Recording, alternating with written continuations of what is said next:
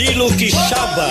E aí, como é que tá a tua vida? Ouça, preste atenção, começou mais um programa De Repente, ao vivo pra todo o Maranhão. Obrigado pelo seu audiência, você que tá ouvindo em uma das emissoras da Rede Difusora. Há 40 anos, sem medo de inovar e ser feliz com conteúdo pra você. Bem, hoje uma terça-feira modorrenta, como diria Pedro Bial, o homem que não acredita no que aconteceu à sua fuça e na indicação do Oscar. Mal sabendo ele que o cinema, mesmo documentário, passa a ser uma narrativa a partir do momento que se classifica como cinema, e ele como um artista não deve ser contra suas próprias artes. Mas ó, o comentário não é agora não.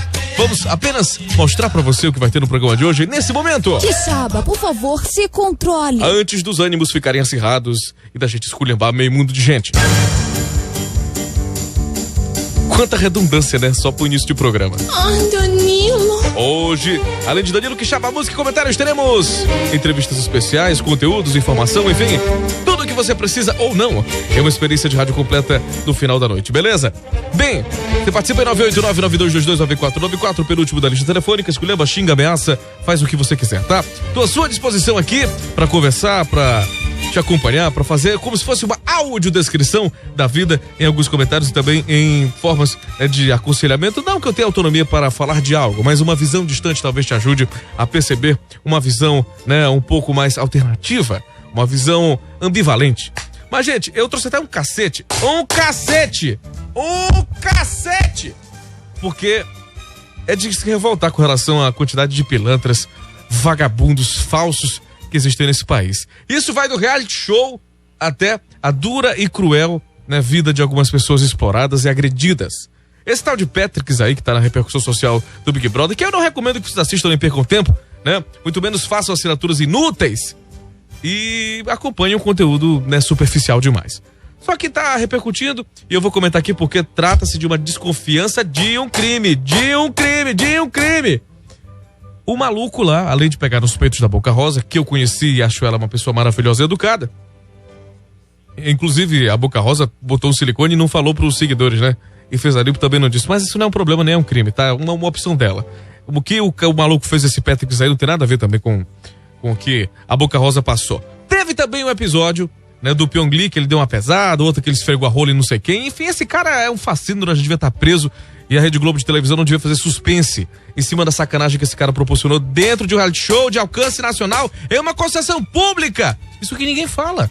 É um desserviço. Não pela moralidade, mas também pelo cara cometer um crime em rede nacional e não se questionar nada.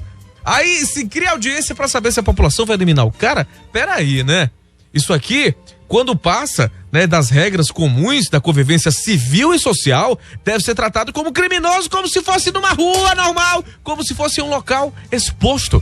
Afinal, é uma vitrine em que milhões de brasileiros acompanham, pagam pra assistir, compram os produtos que são anunciados e aí, né, faz uma bandalheira como essa e ninguém faz nada. Peraí, pô, esse cara devia ter sido preso já e o paredão devia ser dar uma ataca depois dele ter feito aquele monte de coisas, né? Um tal de Patricks. Um monte de macho que sabe que malha abdominal, mas não consegue botar um livro, não lê um livro inteiro no final da vida. Bando de analfabetos, burros, superficiais, materialistas, pessoas que tratam de coisas assim, fúteis. E essas são, e por isso que eu trouxe o cacete. Essas são as pessoas que influenciam, que colocam você pra comprar roupa, pra comprar cosmético, entendeu? Pra ter um ideal de roupa, de estilo de vida. Isso é uma mentira, isso é uma superficialidade, isso de tudo é um estelionato à mente da maior parte das pessoas. Ninguém é obrigado a ser certinho, a agir, sabe, como cordeirinho, como exemplo de tudo, mas pelo menos acredito que numa vitrine exposta, você não comete um crime e fica impune. E fica rendendo, né? Fica rendendo conteúdo pra rede social, fica rendendo conteúdo pra um programa de televisão. A vida real tem que ser legislada pelo que tá vigente no país. A não ser que o Big Brother seja um país independente e a Rede Globo seja, né, um tirano autônomo. Mas tá, o Big Brother não é o mais importante desse mundo, foi só um tema do comentário porque há uma repercussão social voltada a isso. E também a outros momentos, uma declaração de uma delegada muito sensata. Aqui a doutora Viviane, tive pouca convivência na época de reportagem com a doutora Viviane, a doutora Kazumi a Tanaka lá é uma pessoa maravilhosa, incrível, simpaticíssima, uma figura de um carisma descomunal. Mas a doutora Viviane disse uma palavra também muito prudente. Ela, como uma das delegadas da mulher, delegada do caso lá da Bruna Lícia, que infelizmente foi trucidada junto com a pessoa que estava com ela no quarto e o PM que está preso, né? Enfim, teve um inquérito concluído hoje. E aí, a delegada declarou de maneira muito prudente e adequada. Não se pode dizer que é um crime passional, aquele crime que foi feito por ódio. Porque o que é passional, isso no termo específico, na etimologia da palavra, diz respeito a amor, a sentimento. E quem ama não mata, quem ama não mete bala, entendeu? Então, por isso, achei a declaração muito justa, muito digna, né? Não era o momento, de fato, para uma ilustração como aquela, mas ela conseguiu utilizar a palavra e de maneira muito correta para definir, né? O que, de fato, as pessoas devem se ater.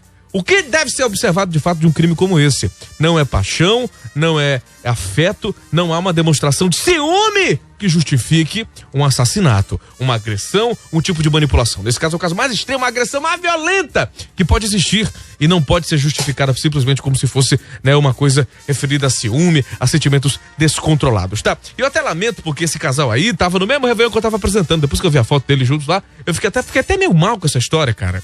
Conheço ali as proximidades da Vila Vicente Fialho e fiquei comovido com aquele caso, também com as fotos que muita gente porca imunda compartilhou.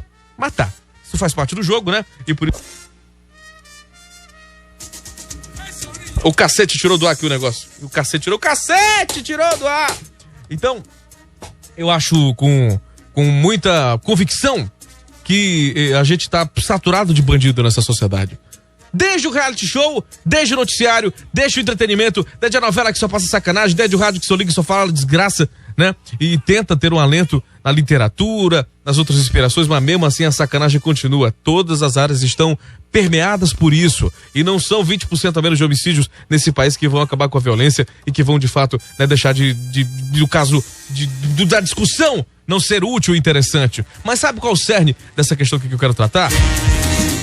Diz respeito a outra história. A romantização dos assassinatos. Já falei de 2 casos próximos a vocês, né? Criminalmente. Agora eu vou especificar a um outro tipo que também é grave e que é lesivo. Lembra que eu falei da Ana Flaviana? Que foi o caso da menina que matou o pai, a mãe e o irmão. Os 3 tiveram os corpos carbonizados. Os 2 primeiros, o pai e o irmão, foram mortos com paulada na cabeça, colocados dentro do jipe com pés. A mãe dirigiu, foi obrigada a dirigir com esse carro, os corpos. Levou outra paulada na cabeça e aí teve o carro queimado. Sabe por quê? Pela uma tal de Ana Flávia, de 24 anos apenas, com a sua namorada, que morava numa favela, que levou a menina pro crime. Eu não sei quem levou quem pro crime, mas uma triste, infeliz e sórdida coincidência é que este crime aconteceu na mesma semana em que foi lançado o filme de Suzanne von Richthofen.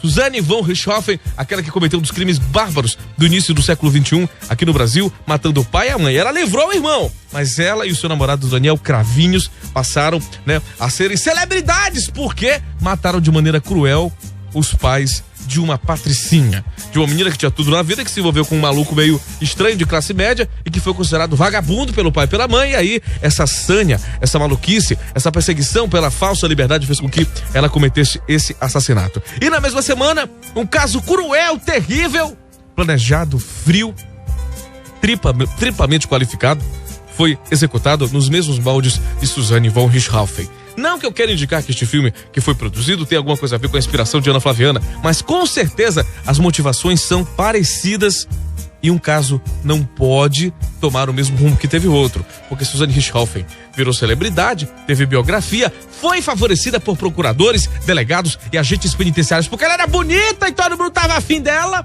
Foi favorecida por conta disso e hoje tem um status completamente diferente de um preso comum. Da mesma forma que o goleiro Bruno quase era contratado por um time de futebol, né? Pra virar ídolo de criança de novo. Que é isso, cara? O cara que matou a Elisa Samúdio, que ocultou o seu corpo, mandou pro cachorro comer. E a Suzanne von Richthofen agora é estrela de cinema e tem um filme inspirado na sua história. Realmente, o filme é de um enredo interessante. Mas será que colocar esses pilantras, esses bandidos, esses vagabundos em estrelato, em posição de celebridade é o mais útil para que a sociedade perceba que o lado deles é o lado incorreto da vida?